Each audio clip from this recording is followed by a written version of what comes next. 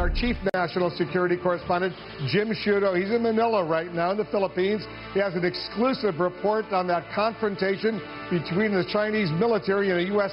spy plane. Jim, tell our viewers what happened. Well, if it comes down to a fundamental, potentially dangerous disagreement, though these islands are brand new, manufactured. In fact, China views them as sovereign territory. The U.S. views them as international waters, international airspace, and it demonstrates that, as it did today, by flying over them, sailing nearby them. Chinese protests getting louder, U.S. moves getting bolder. The tension there escalated. Foreign military aircraft.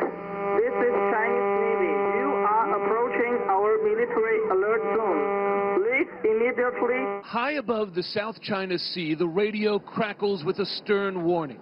Go, go!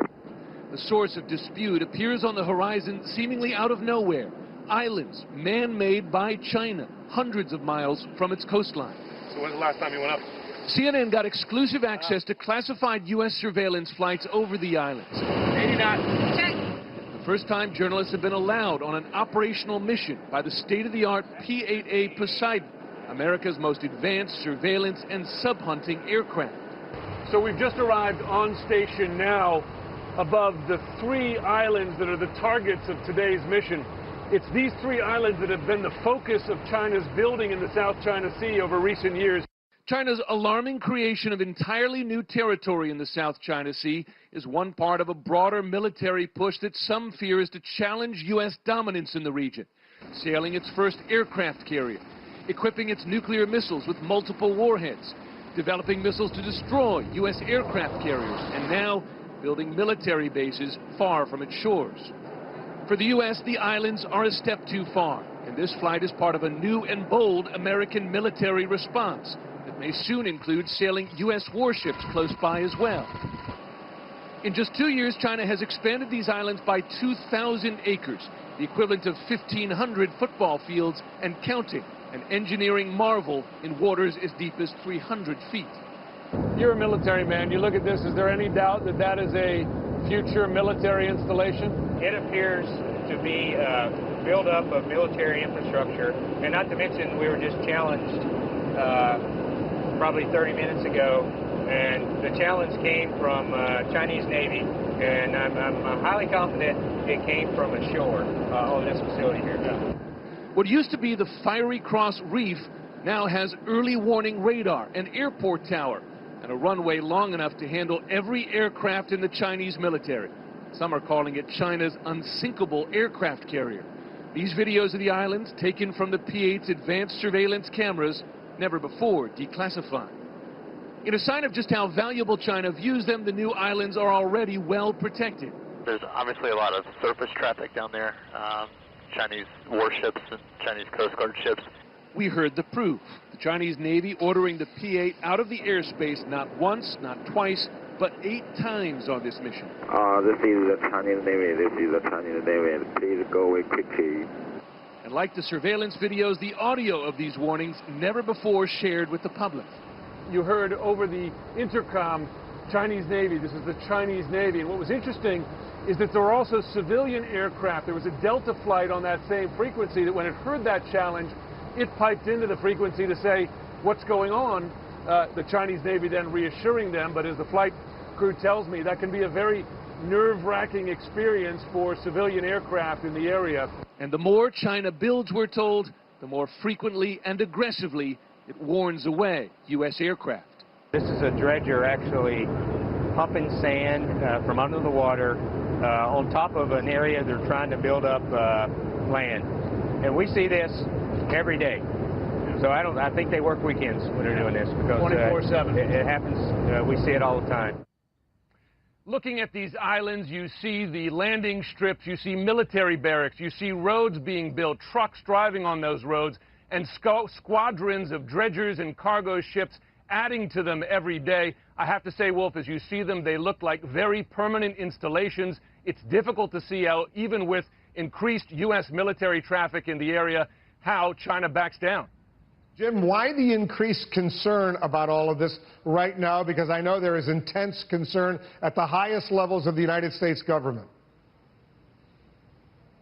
It's two things, Wolf. One, it is pace. Over the span of just 2 years, China has expanded the area of these islands from 5 acres to 2,000 acres, 400 times, and it's rising every day. We saw that today, but it is also this. It is the militarization of them, putting in landing craft that can carry the largest military aircraft in the Chinese arsenal, the early warning radar systems, deep water harbors that can accommodate Chinese Navy ships. It is that militarization that has the U.S. now considering a bolder military response. And when the Chinese military says to the American Poseidon, the crew up there, please go away quickly, what's the reaction from the crew inside that Poseidon surveillance plane? Well, they recite very calmly a script. They say that we see these as international waters, international airspace, and that the U.S. will continue peacefully. And I'll tell you, there was one instance there that when that American pilot delivered that message, I heard the frustration from the Chinese radio operator on the ground coming back simply saying, go, go, go away. You can hear the anger there. It's hard to see how this tension doesn't escalate going forward.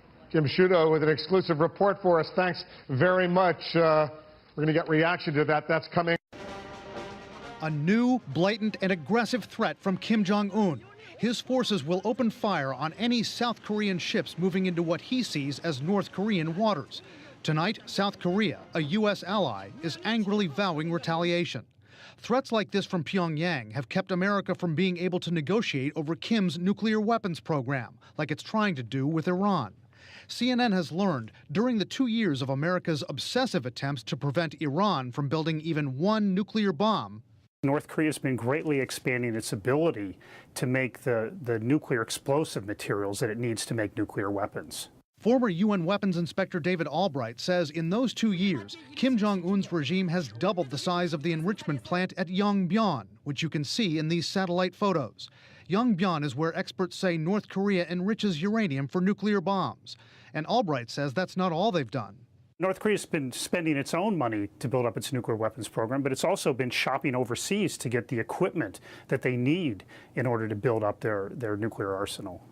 Why hasn't the Obama administration pursued talks with Kim Jong-un's government as fervently as it has with Iran? White House and State Department officials tell CNN they're committed to drawing down Kim's nuclear weapons and are open to dialogue with Kim's government. But North Korea has to show a commitment, which it hasn't done yet. Analysts say there are other reasons. I think we have rapidly approached the point of no return over the past 5 years. This program has gained a lot of momentum over the past few years, and not much has been done to stop it. The result is ominous. Analysts say Kim's regime may well be able to fit nuclear warheads on missiles that can hit South Korea or Japan, and they're thought to be adding to their arsenal. North Korea could have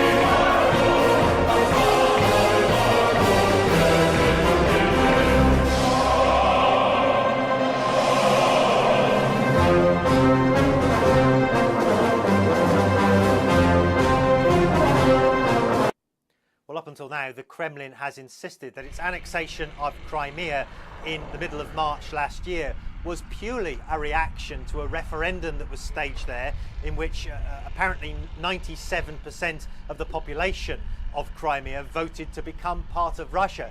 Now that position has changed. Vladimir Putin on state television as part of a documentary marking a year since Crimea became part of Russia, saying that in fact this was part of a pre-planned plan which was discussed some weeks before the referendum took place. Take a listen.